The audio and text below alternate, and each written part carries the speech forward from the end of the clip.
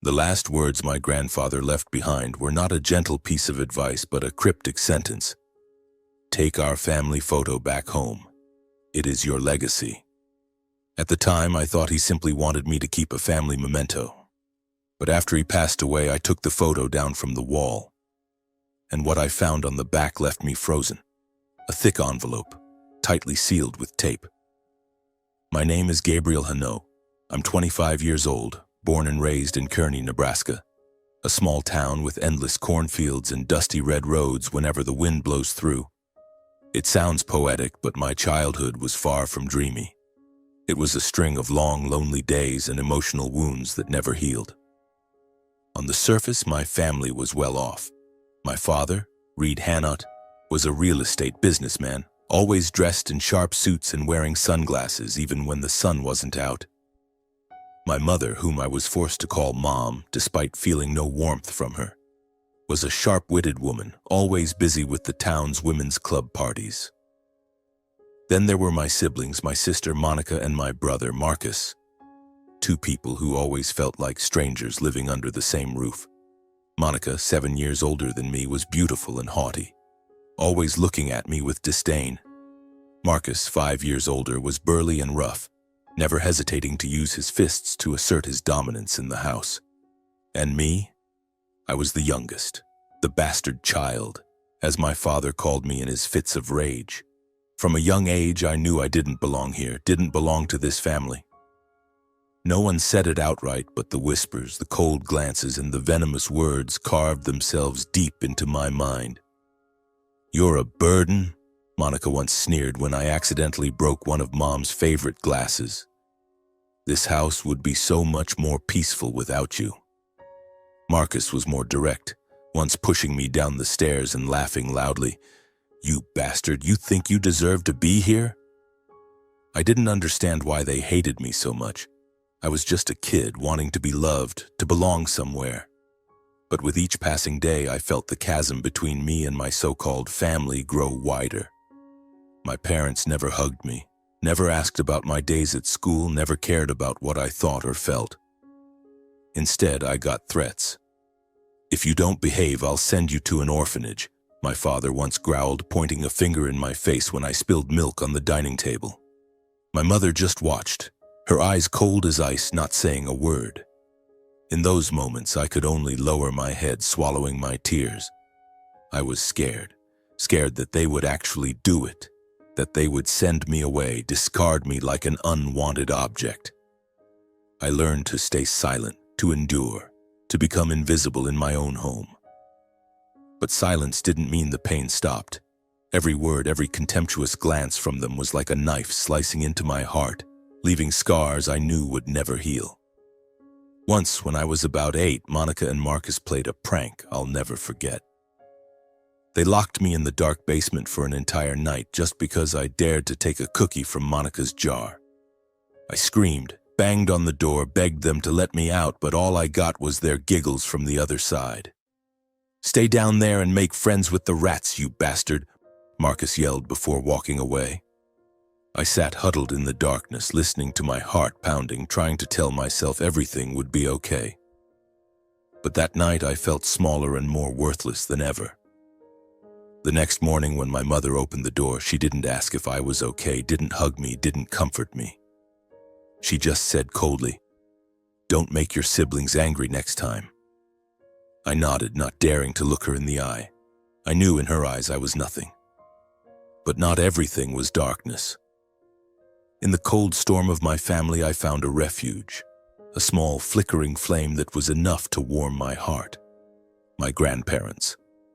Their house was on the outskirts of Kearney, a small wooden home with a garden full of daisies and an old swing I loved to sit on for hours. Every weekend, I found ways to escape my house to be with them. It was the only place I felt loved, seen as a human being.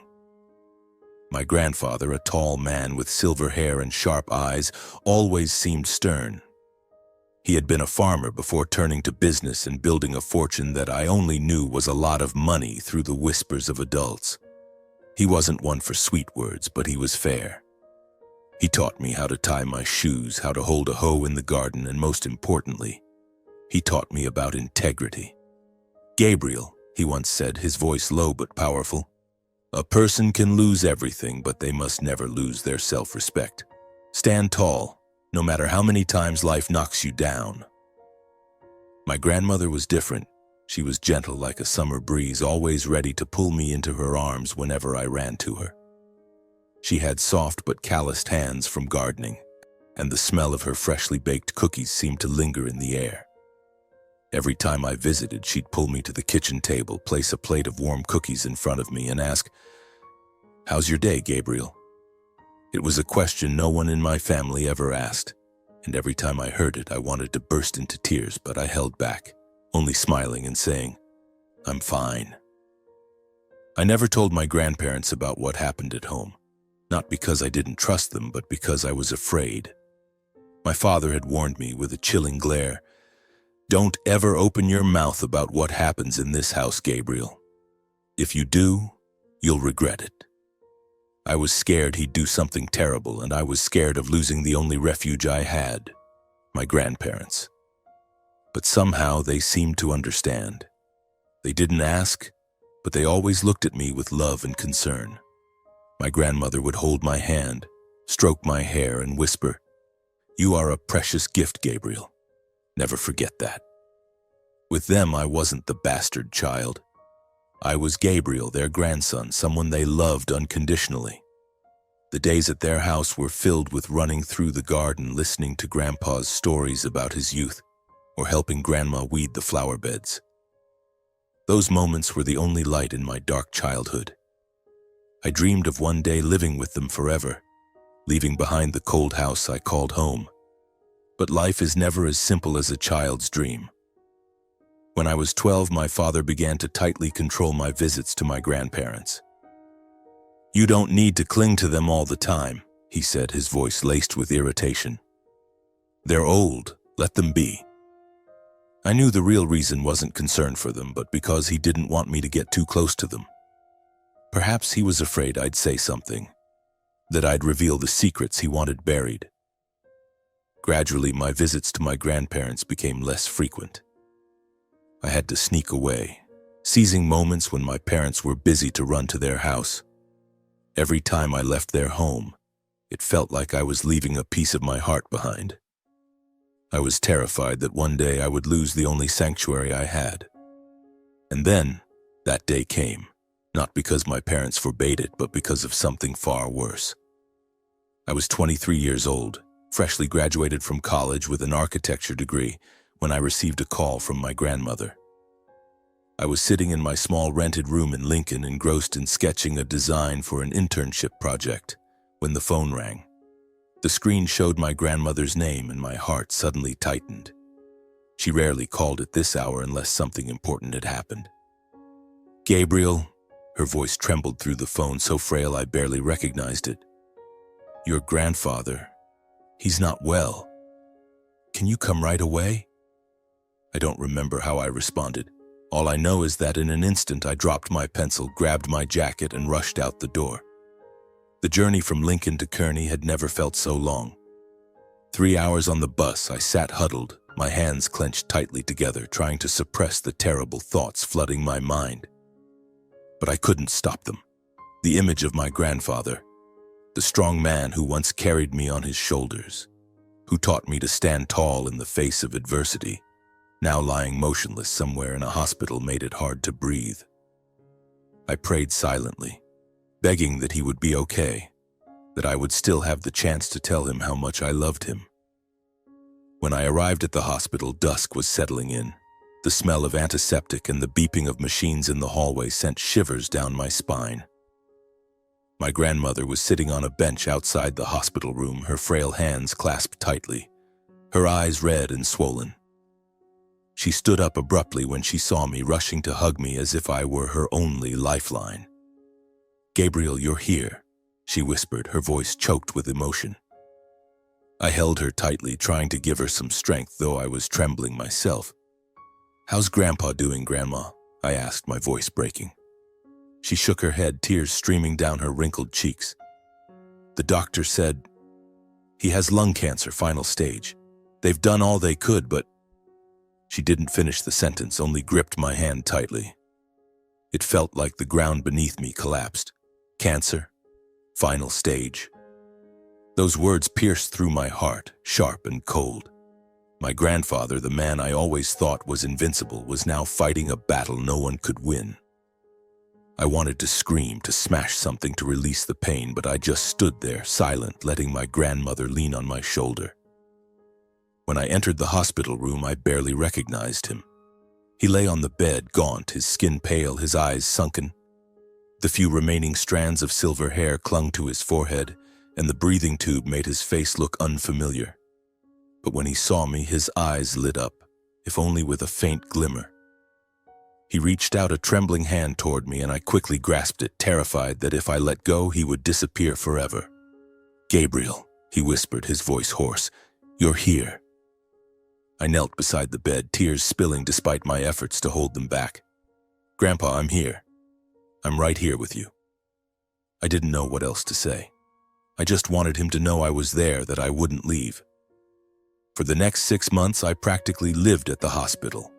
I took a leave from my internship, moved back to Kearney, and spent every possible moment by my grandfather's side. My grandmother and I took turns caring for him, from small tasks like feeding him spoonfuls of porridge to sitting beside him, holding his hand, and listening to him recount old stories I knew by heart. Stories about his youth, how he built his fortune from nothing, the dreams he had for the family. But this time, his voice was weaker, and sometimes he paused, gasping for breath, as if every word cost him immense effort. My parents, Monica and Marcus, showed up, but only to keep up appearances. My father would come, stand in the corner of the room, ask the doctor a few perfunctory questions, then leave, citing his busy work schedule. My mother brought expensive bouquets, placed them at the head of his bed, and sat scrolling through her phone, barely glancing at him. Monica and Marcus were even worse. They'd show up, say a few hollow words, then whisper to each other about the estate, about what Grandpa would leave behind. I overheard them, their words cutting into me like knives. They didn't care about him, not really. They only cared about the money. I tried not to let it get to me, but every time I saw them, a surge of anger boiled in my chest. My grandfather was fighting for his life every day, and all they could think about was dividing his wealth.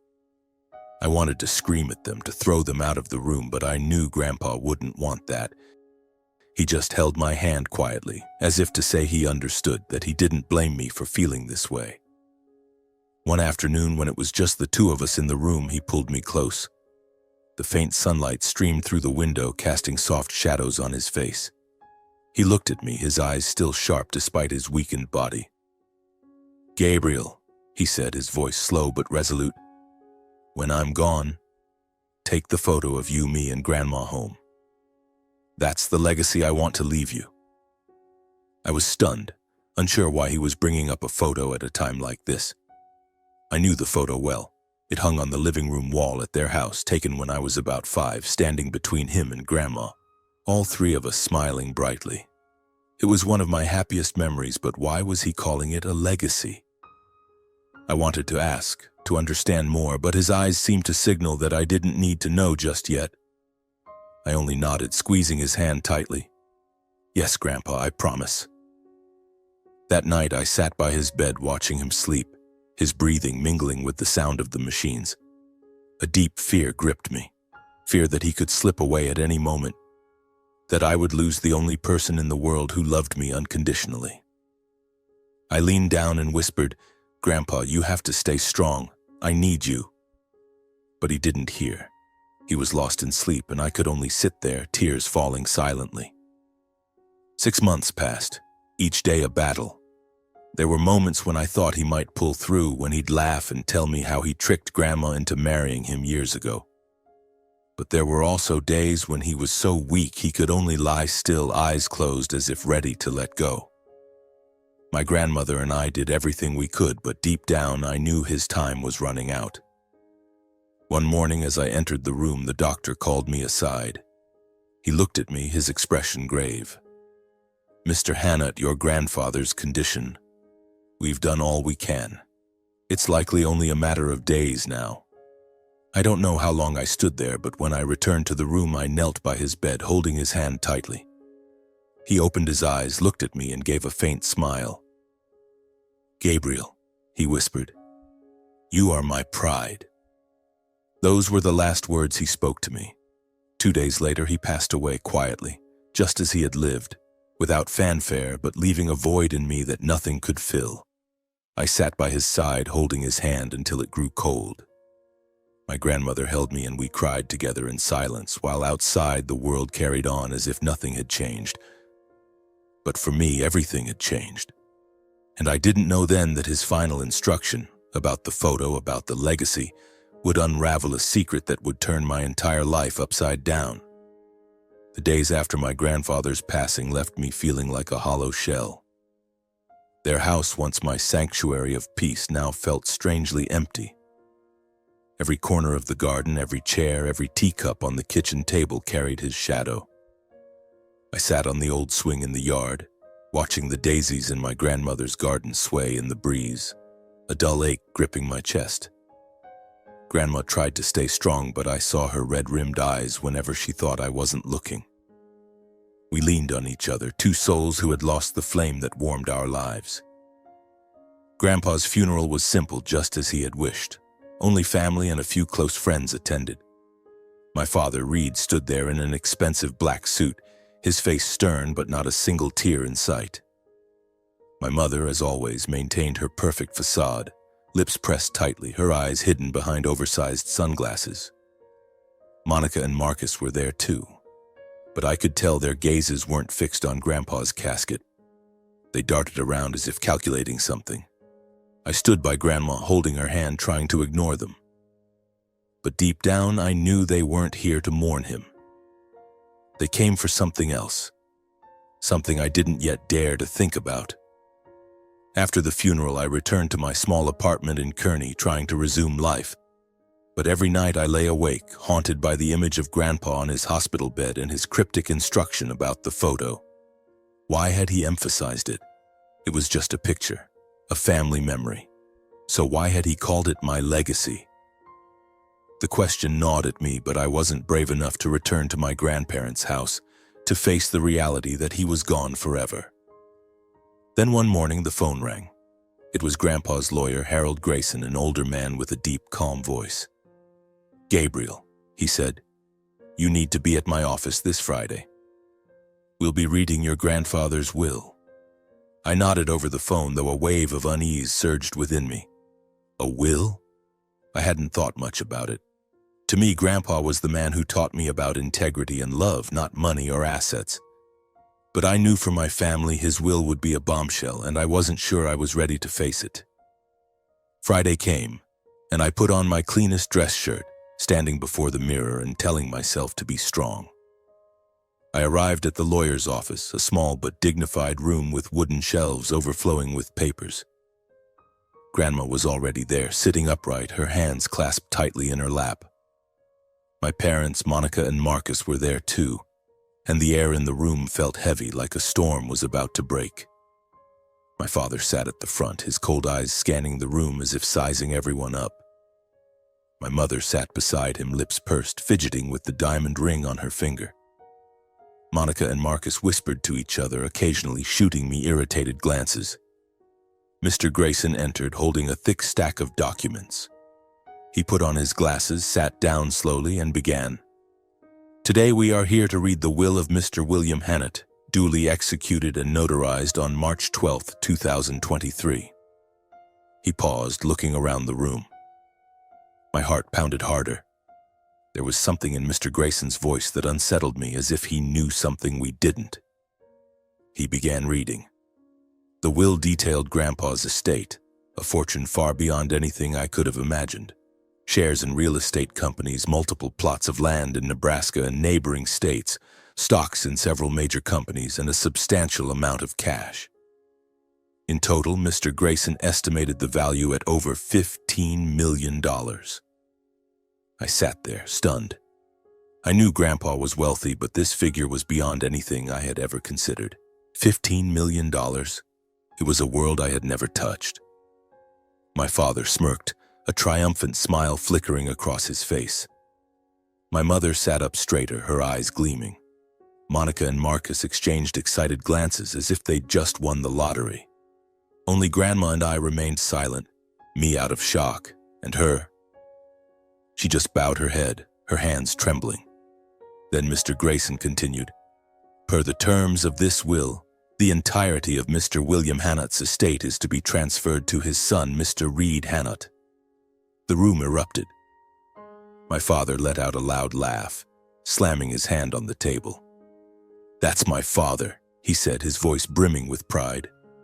My mother smiled for the first time that day, and Monica clapped, whispering something to Marcus. I looked at them, a strange pain rising in my chest. It wasn't that I expected to receive anything. I had never thought about it. But seeing their glee, seeing how they turned the pain of losing Grandpa into an opportunity to get rich, filled me with disgust. I turned to Grandma, seeking some comfort, but she only looked at me, her eyes full of meaning. I didn't understand, but something in her gaze sent a chill through me. It was as if she knew something I didn't. When the meeting ended, my father approached me, the smile on his face now replaced by a sneer of contempt. "Don't get any ideas, Gabriel," he said, his voice icy. "You're not getting a cent. I'll keep it all, and later Monica and Marcus will get their share, but you, a bastard like you, doesn't deserve anything." His words stabbed through my heart like a knife. I stood there speechless, watching him walk away. My mother and siblings trailing behind, laughing and chatting as if they'd just won a high-stakes game. Grandma took my hand, giving it a gentle squeeze, but I didn't dare look at her. I was afraid she'd see the tears welling in my eyes. That night I returned to my apartment and lay on my bed, my mind reeling. My father's words echoed in my head. "A bastard like you." I had heard that phrase 1,000 times, but this time it hurt more than ever. I thought of Grandpa, of the days he held my hand and taught me about self-respect.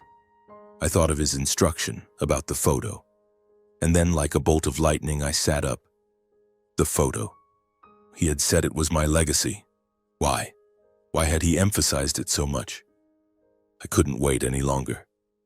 The next morning I drove to my grandparents' house, my heart pounding as if it might burst from my chest.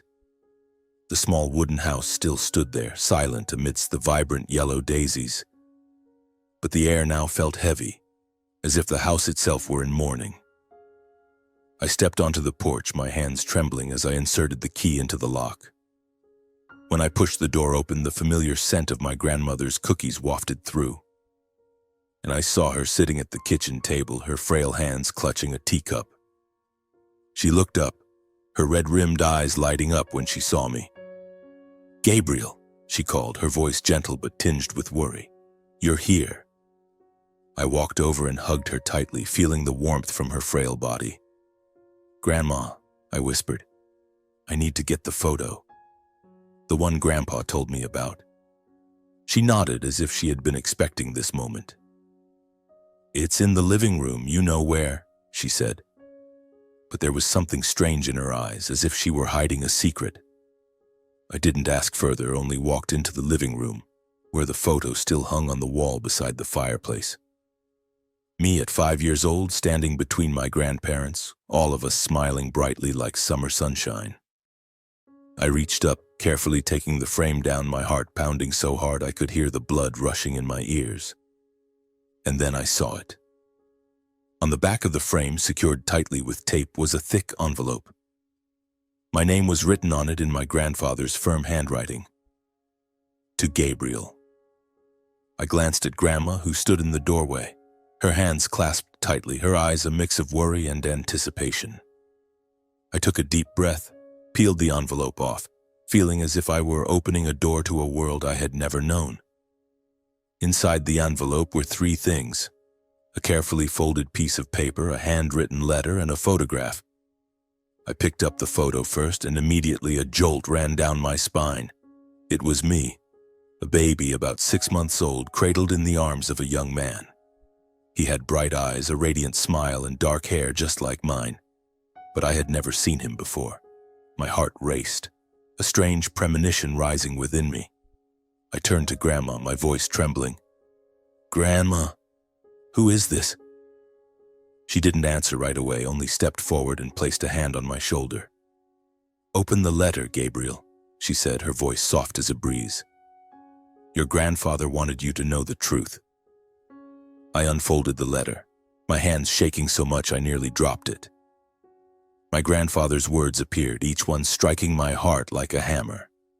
"Gabriel," he wrote, "if you're reading this letter, it means I'm gone. But I want you to know the truth I've kept hidden for too long. You are not Reed's son. You are the son of Jonathan, Reed's younger brother, my youngest son. Jonathan passed away in an accident when you were very young. I was wrong to disown Jonathan, and that is the greatest regret of my life. You are Jonathan's legacy, and I want to make it right for you." I stopped reading, my breath catching in my throat. Jonathan? My real father. The world seemed to spin around me as if the floor beneath my feet were crumbling. I looked at the photo again, at the face of the man, my father, Jonathan, and felt a strange mix of pain and curiosity. Who was he? Why had I never been told about him? I turned to Grandma, tears welling in my eyes. "Grandma, why? Why didn't anyone tell me?" Grandma sat down beside me, taking my hand, her eyes brimming with tears and filled with pain. "Gabriel, my dear," she said, her voice choking as if she were trying to hold back a wave of emotions. "We wanted to protect you, to let you grow up like other children. Reed, he agreed to raise you after Jonathan passed away." I shook my head, my mind reeling, trying to process what she had just said. But why didn't Grandpa tell me? Why did he keep it from me all these years? My voice broke, raw with both pain and desperation. I wanted to understand, to know why the man I loved most had kept such a monumental secret. Grandma sighed, her frail hands trembling as they gripped mine tightly. "Your grandfather, he carried a burden of guilt too heavy, Gabriel.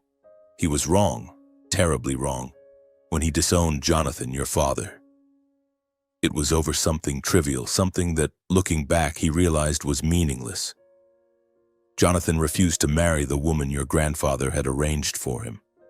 He wanted to live life on his own terms, to love with his heart. Your grandfather, with his rigid ways back then, couldn't accept it. He cut off contact with Jonathan, disowned the son he loved so dearly, and cast him out of the family. But when Jonathan died in that accident..." She paused, her voice breaking, tears streaming down her wrinkled cheeks. "Your grandfather felt like he lost his entire world. He was consumed by guilt, tormented every day for losing his youngest son over his own pride." I sat silently, a sharp pain piercing my chest. My father, Jonathan, disowned just for wanting to live true to himself? I looked at the photo in my hand, at the face of the young man smiling radiantly as he held me, and my tears began to fall. "Then why didn't Grandpa tell me?" I asked, my voice trembling. "Why did he let me grow up not knowing who my real father was?" Grandma stroked my hair just as she did when I was a child. "Your grandfather wanted to protect you, Gabriel. He was afraid that if you knew you were an orphan, that your father was gone forever, you wouldn't be able to bear it. He wanted you to grow up like other children, with a home, a family, even if that family was far from perfect. But more than that, he didn't have the courage to face his own mistake. Every time he looked at you, he saw Jonathan, his smile, his eyes, his strength in you. Telling you the truth meant admitting he was wrong, that he lost Jonathan because of his stubbornness. He couldn't bear that pain." She paused, taking a deep breath as if gathering strength to continue. "But your grandfather loved you, Gabriel. You were all that remained of Jonathan, and he wanted to make things right for you, for your father. This will, this letter, it's his way of atoning, of giving you what you deserve." I returned to the letter, reading on, each line tearing at my heart. Grandpa wrote, "In the original will, I left my entire estate to Reed with the condition that he share 50% with you. But I don't trust Reed, so I created a second will, and you can make this new will public if Reed refuses to give you any share of the estate after I'm gone. Stand up and claim what is rightfully yours. The greedy do not deserve what I've left behind. I opened the other document, the new will duly notarized, dated after the one revealed to the family. In it, Grandpa left nearly the entire estate, stocks, real estate, shares, to me, with only a small portion for my father, Reed. I sank into the chair, my mind spinning. $15 million. 90% of it was mine. But more than the money, what left me stunned was the truth about my identity. I wasn't Reed's son. I was Jonathan's, a man I had never known. I looked at the photo again, tracing the face of the man, my father. Tears fell silently, soaking the picture. I felt both heartbroken and relieved, as if a door had opened, but at the same time it pulled me into a storm I wasn't ready to face. What was he like, Grandma? I asked, my voice faltering. My father, what was he like? Grandma gave a sad smile, stroking my hair as she did when I was young. Jonathan was special. He was like you, kind, strong, but stubborn too. He loved you more than anything, even though he only had 6 months with you. This photo, it was his happiest moment, holding you in his arms. I bowed my head, staring at the photo in my hand, my fingers gently tracing the face of the man, my father, Jonathan. His smile was radiant, his eyes sparkling as if they held the entire world, and the baby in his arms, me, was grinning carefree. That moment, though I couldn't remember it, suddenly became the most precious thing I had ever touched. But alongside the joy came a sharp, aching pain, as if my heart were being crushed. I had lived 25 years without knowing this man, without knowing I had been loved like that. And now, with the truth laid bare, I felt a greater sense of loss than ever before. I looked up at Grandma, tears silently streaming down my face. Grandma, tell me more about him. I want to know what my father was like. My voice trembled, almost pleading. I needed something to hold on to fill the void that this revelation had carved into my heart. Grandma sighed, pulling me to sit on the chair, her frail hands gripping mine as if afraid I might vanish. Jonathan, she began, her voice lowering, as if flipping through pages of long, dusted memories. He was our youngest, 10 years younger than Reed. Maybe that's why your grandfather was always stricter with him. Reed always followed your grandfather's wishes, but Jonathan was different. He had a fire in his heart, a sense of freedom that your grandfather, with his rigid mind, couldn't understand. She paused, her gaze distant, as if she could see Jonathan standing right before her. When Jonathan was 18, your grandfather arranged a marriage for him with the daughter of a wealthy family in Omaha. He thought it was the best way to secure Jonathan's future and the family's. But Jonathan, he refused. He said he wanted to live life on his own terms, to love and marry the person his heart chose. That was the first time he defied your grandfather, and it was also the last. I listened, feeling a jolt run through me. My father, a man who stood up for himself, who defied the world to protect his love. I smiled instinctively, though tears still rolled down my cheeks. So, who was my real mother? I asked, my voice softening. I suddenly realized I hadn't just lost my father. I knew nothing about the woman who gave birth to me. Grandma squeezed my hand, her eyes reflecting a deep, profound pain. Your mother, Emily, was a wonderful girl. She worked at a small cafe in Kearney, a place Jonathan frequented. They fell in love, Gabriel, a fierce, genuine love, but one your grandfather didn't approve of. Emily had no wealth, no status, just a warm heart and a smile that made Jonathan willing to give up everything. When Jonathan announced he wanted to marry Emily, your grandfather was furious. He said Jonathan was disgracing the family, that he wasn't worthy of being his son. He disowned Jonathan, kicked him out of the house, and cut off all contact. I felt like I couldn't breathe. So, what happened to my mother? I asked, though a part of me dreaded the answer. Grandma lowered her head, her voice dropping to a near whisper. Emily was pregnant with you when she and Jonathan married in a simple ceremony, with no family present. They lived in a small apartment, happy despite having little money. But then, when you were 6 months old, Jonathan was in an accident, A truck lost control on the highway, and he was gone forever. Emily was completely shattered. She didn't have the strength to raise you alone with no family, no support. She gave you to Reed, hoping you'd have a better life. Then she left and no one knows where she went. Your grandfather and I looked for her, but it was like she vanished from the earth. I sat in silence, feeling as if a black hole were swallowing me whole.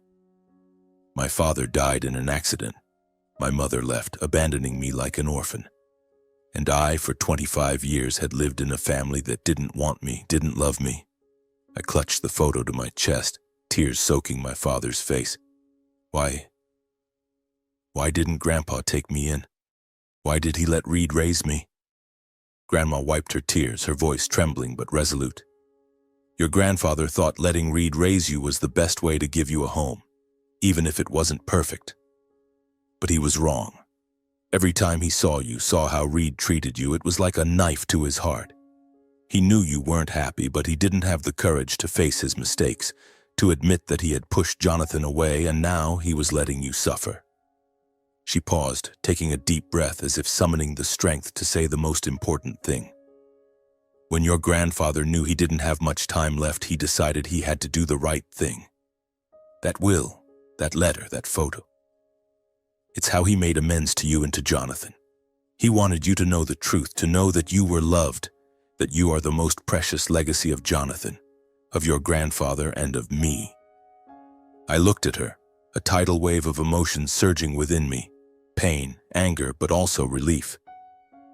I didn't blame her, didn't blame Grandpa. I knew they had done all they could, torn between guilt and love. I hugged the photo tighter, feeling the warmth of my father's face, even if only through a picture. I don't blame you or Grandpa, I whispered, my voice choked. I just wanted to know who my father was. I want to remember him. Grandma hugged me, her tears falling onto my shoulder. You're so much like him, Gabriel. He would be so proud of you. And your grandfather, he was too. He left everything to you, not just the money, but the truth, the love he couldn't give Jonathan in time. I sat there in Grandma's arms, feeling both broken and mended. The truth about my father, my mother, the years I was shunned, it was all like a storm sweeping me up. But in that storm I found a small flame. The flame of love my father, Jonathan, had for me, even if only for 6 short months. And that flame, along with Grandpa's will, would be the strength to carry me forward. But I knew the road ahead wouldn't be easy. Reed, Monica, Marcus, they wouldn't let me take what they believed was theirs without a fight. I looked at Grandma, my eyes more resolute than ever. Grandma, I'll do what Grandpa wanted. I'll claim what's rightfully mine. She nodded, a faint but trusting smile on her face. I know you will, Gabriel, but be careful. Reed, he's not someone to underestimate. Your grandfather foresaw that, which is why he hid this will. You have to be strong, like Jonathan, like yourself. I nodded, clutching the photo and letter tightly to my chest. The family storm was approaching, and I, Gabriel Hanat, would have to stand tall to face it. I decided to call a family meeting, not for reconciliation, but to reveal the truth. I contacted Mr. Harold Grayson, my grandfather's lawyer, and he agreed to assist. Are you sure you want to do this, Gabriel? He asked over the phone, his voice calm but laced with concern. Reed isn't someone to take lightly. You need to be prepared. I know, sir, I replied, trying to keep my voice steady. But I have to do this, for Grandpa, for my father, and for myself. The meeting was arranged at Mr. Grayson's office in the same small room where not long ago the false will had been announced. I arrived early, carrying the envelope containing the new will, the letter, and the photo. Grandma sat beside me, her frail hands gripping mine tightly, her eyes resolute but unable to hide her worry. You're doing the right thing, Gabriel, she whispered. Your grandfather would be proud of you. When Reed walked in, the air in the room grew heavier. He wore a gray suit, his cold eyes sweeping over me like a hawk eyeing its prey. My mother, as usual, followed at his side, her face impassive, lips tightly pressed. Monica and Marcus trailed behind, Monica with her familiar sneer and Marcus glaring at me with open hostility. I took a deep breath, trying to stay calm. This wasn't the time to be afraid. Mr. Grayson stood, his voice ringing clear in the quiet room. Today we are here to discuss an important matter regarding the will of Mr. William Hannett. Gabriel has brought forward a new document, and I ask that everyone listen carefully. Reed smirked, leaning back in his chair. "What's this nonsense now?" he said, his voice dripping with sarcasm. "I thought everything was settled." I stood up, clutching the envelope, my heart pounding. "No, it's not settled," I said, my voice stronger than I expected. "Grandpa left a new will, legally notarized, and I want everyone to know the truth." The room erupted.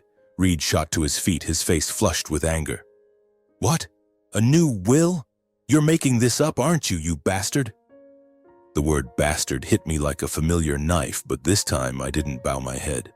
I looked straight into his eyes, feeling a fire ignite within me. "That's right, I'm not your son," I said, my voice calm but sharp. "I'm Jonathan's son, your brother.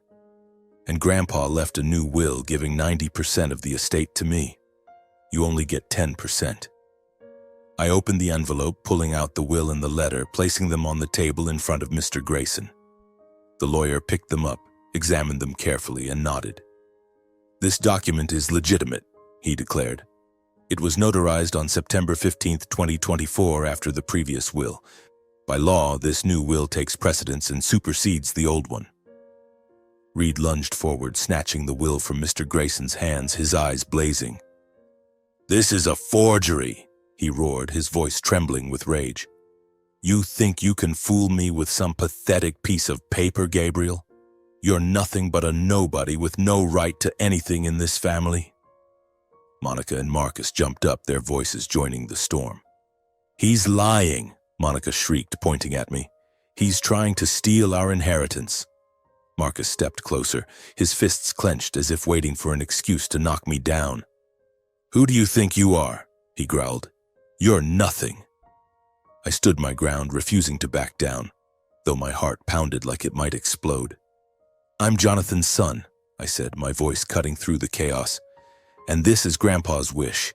If you don't believe me, read this letter."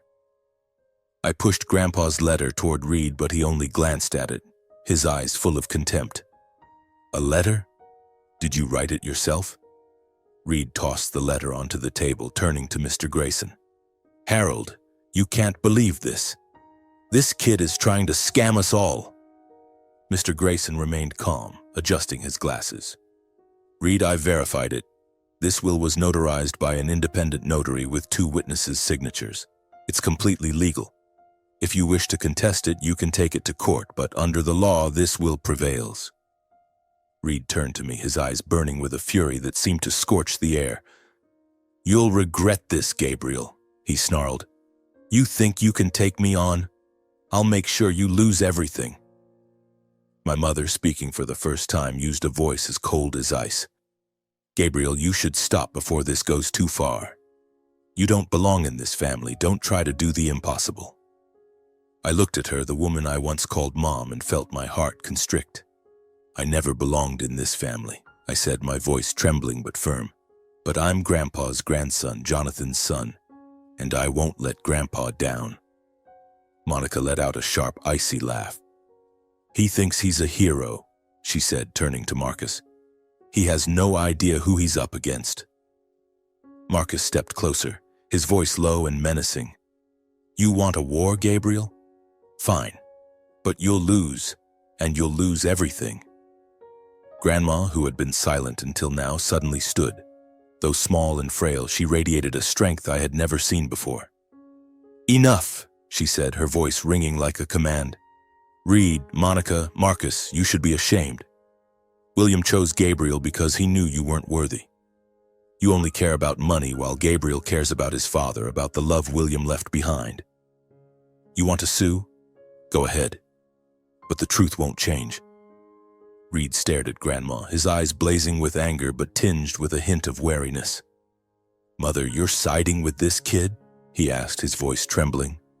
"I'm siding with the truth," Grandma replied, her voice unwavering. And the truth is that Gabriel is my grandson, Jonathan's son. William did the right thing, and I'll testify to that." The room fell silent, broken only by Reed's heavy breathing. He looked at me, then at Grandma, then at Mr. Grayson. "This isn't over," he said, his voice icy. "I'll sue. I'll turn this upside down. He won't get a single cent." He turned and stormed out, my mother, Monica, and Marcus following behind. The door slammed shut, leaving me, Grandma, and Mr. Grayson in the heavy silence. I sank into the chair, my body drained. But inside, the fire still burned. I had dropped a bomb on this family, and now the real battle was beginning. Grandma took my hand, her eyes filled with trust. "You did the right thing, Gabriel," she said. "But be prepared. Reed won't stop easily." I nodded, clutching my father's photo tightly. "I know, Grandma, but I won't give up. I promised Grandpa, my father, and myself." The days following the family meeting left me on edge, like a tightly wound string ready to snap. Every small noise outside my apartment door, every call from an unknown number made me jump. Reed's threat, "I'll turn everything upside down," echoed in my mind like a curse I couldn't shake. I knew he wasn't bluffing. Reed Hanot wasn't the type to easily let go of what he believed was his, especially when it involved $15 million. I became more cautious. I didn't keep the new will or Grandpa's letter in my apartment. I entrusted the originals to Mr. Grayson, Grandpa's lawyer, who locked them in a safe at his office, while I kept a certified copy. The photo of my father, Jonathan, holding me. I carried it in my wallet, always with me like a talisman. It reminded me that I wasn't just fighting for money, but for the truth, for the love my father and grandfather had for me. But Reed and my siblings didn't leave me alone. A few days after the meeting, I received a call from a local reporter. "Is this Gabriel Hanot?" The man's voice came through, brimming with curiosity. "We've heard you're trying to forge William Hanot's will to steal the family fortune. Care to comment?" I froze, feeling the blood rush to my face. "Who told you that?" I asked, my voice trembling with anger. "A reliable source," the reporter replied evasively. "Word is, you're not Reed Hanot's real son, and now you're trying to seize the estate with a fake will." I hung up, my hands shaking so badly I nearly dropped the phone. Reed. It had to be him, or Monica, or Marcus spreading these lies. They didn't just want to take back the estate, they wanted to ruin my reputation, to paint me as a fraud in everyone's eyes. I called Mr. Grayson immediately, recounting what had happened. He sighed over the phone. "I was afraid of this, Gabriel. Reed's playing dirty. You need to be even more careful." Things got worse a few days later. One night, returning to my apartment after a long day at work, I found the door had been pried open. My heart pounded as I stepped inside, only to see my apartment ransacked. Drawers overturned, papers scattered across the floor, even the small safe in my bedroom broken into. Thankfully, I hadn't kept the will or any important documents there, but the thought of someone invading my private space sent chills down my spine. I called the police, but they only filed a report and said they'd investigate. Deep down, I knew Reed was behind it. He, or Monica and Marcus, had hired someone to find the new will, to destroy the evidence before I could take it to court. I started feeling like a hunted animal. Every day I checked the doors, the windows, ensuring no one could break in again. I even asked Ethan, my close friend from college, to keep a certified copy of the will in case I lost mine. Ethan, with his straightforward and loyal nature, agreed without hesitation. "Gabe, your family is a mess," he said, shaking his head. "But I've got your back. Call me if you need anything, okay?" But the storm didn't let up. The local media began covering the Hanot family inheritance scandal. Tabloid articles popped up calling me an opportunist, a bastard child trying to steal the family fortune. One piece even dug into my past, claiming I was a troubled kid, shunned by the family for improper behavior. Every word in those articles cut like a knife, but what hurt most was how they smeared Grandpa, saying he was manipulated into making the new will. I wanted to scream, To tell the world that Grandpa was the most honorable man I'd ever known, that he chose me because he trusted me because he wanted to make amends for my father. Public opinion began to shift against Reed, Monica, and Marcus when a few of my grandparents' old neighbors spoke out. They recounted how Reed treated me coldly when I was a child, how my grandparents always protected me. One article in the local paper quoted a friend of Grandpa's. William Hannott wasn't someone who could be manipulated. If he left his estate to Gabriel, he had a damn good reason. Those words comforted me, but I knew the battle wasn't over. Reed hadn't played his final card yet. The legal battle began like a true storm. Reed hired an expensive team of lawyers from Omaha, led by a man named Victor Crane, infamous as the Will Destroyer. They filed a lawsuit demanding that the court declare Grandpa's new will invalid, claiming that he was not of sound mind when he made it and may have been coerced. Each accusation hit me like a punch to the gut, but I wasn't surprised. I had seen the look in Reed's eyes during the family meeting. He would do anything to keep that money. Mr. Grayson and I prepared meticulously. He helped me gather evidence, medical records from Grandpa's doctor proving he was fully lucid in his final months, testimonies from the notary and 2 witnesses present when Grandpa signed the new will, and hospital records documenting how Grandma and I cared for him during those 6 months. I knew we had the upper hand, but every day stepping into the courtroom felt like entering an arena, with Reed and his legal team as lions ready to tear me apart. The first hearing took place at the Kearney District Court. I sat at the plaintiff's table beside Mr. Grayson while Reed, Monica, and Marcus sat across from us, their eyes cold and sharp as knives. Victor Crane stood, his voice smooth but menacing. Your Honor, we have reason to believe that Mr. William Hannott was not of sound mind in his final days when this new will was created.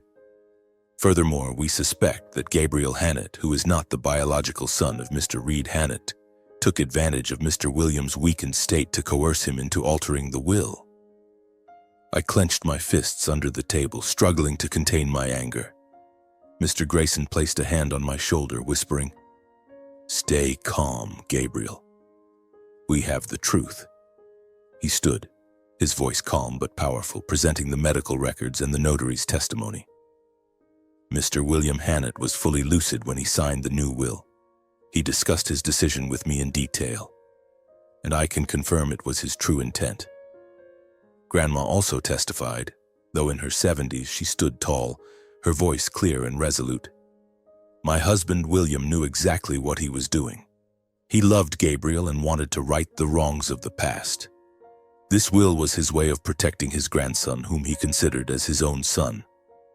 Her words choked me up. I looked at her, feeling a surge of strength. But Reed's legal team didn't back down. They relentlessly questioned, twisting the truth, even suggesting that Grandma might have colluded with me to deceive Grandpa. Each question was like an arrow, but Grandma answered with a calm sincerity that even made the judge nod. The decisive hearing came like a tidal wave. After weeks of litigation, today was the day the court would deliver its verdict. I walked into the courtroom, my entire body tense.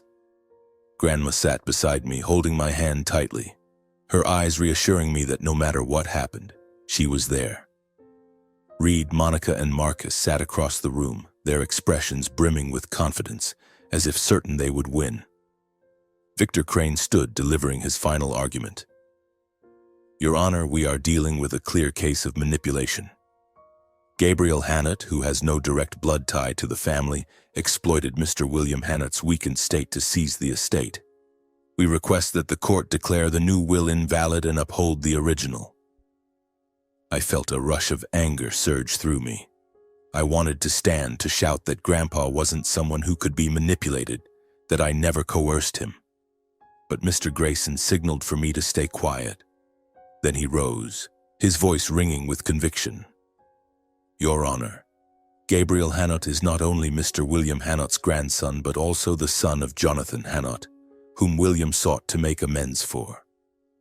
This will is not the product of manipulation, but the final wish of a man seeking to right a wrong. I asked to speak.